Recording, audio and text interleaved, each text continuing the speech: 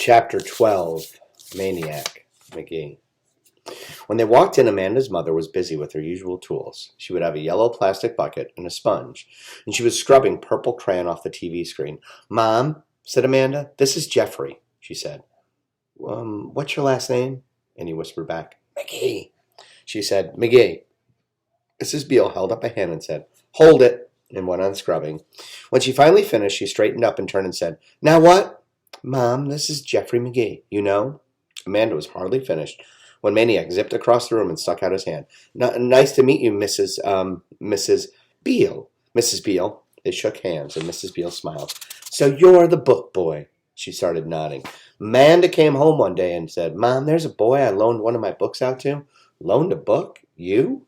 "Mom, he practically made me. He really likes books. I met him on—" "Mom," Amanda screeched, "I never said all that." Mrs. Beale nodded solemnly. "No, of course you didn't," and gave Maniac a huge wink, which made Amanda screech louder, until something crashed in the kitchen. Mrs. Beale ran. Amanda and Maniac ran. The scene in the kitchen stopped them cold. One little girl, eyes wide, standing on a countertop. One little boy, eyes wide, standing just below her on a chair. One shattered glass jar and some stringy pale-colored glop on the floor. One growing cloud of sauerkraut fumes. The girl was Hester, age 4. The boy was Lester, age 3.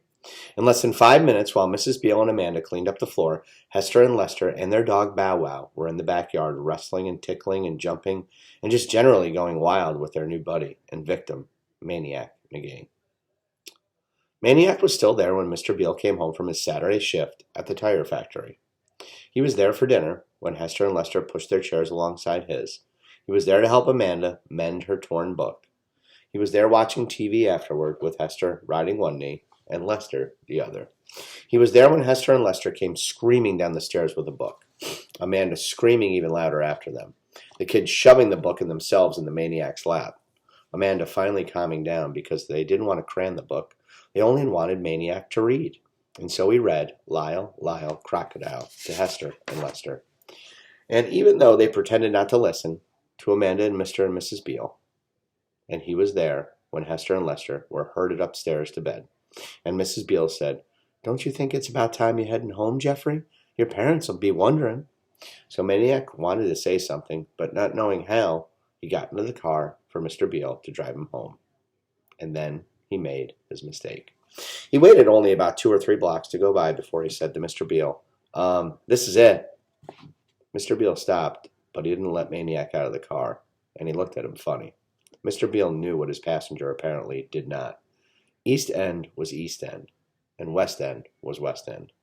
And the house this white lad was pointing to was filled with black people, just like every other house, all the way up to Hector Street. Mr. Beale pointed this out to Maniac. Maniac's lips started to quiver, and right there with the car idling in the middle of the street, Maniac told him that he didn't really have a home, unless you counted the deer shed at the zoo. Mr. Beale made a U-turn right there and headed back. Only Mrs. Beale was still downstairs when they walked into the house, and she listened to no more than 10 seconds worth of Mr. Beale's explanation before she said to Maniac, "You're staying here."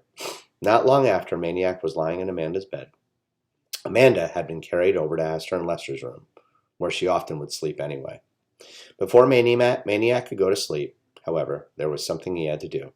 He flipped off the covers and he went down the stairs.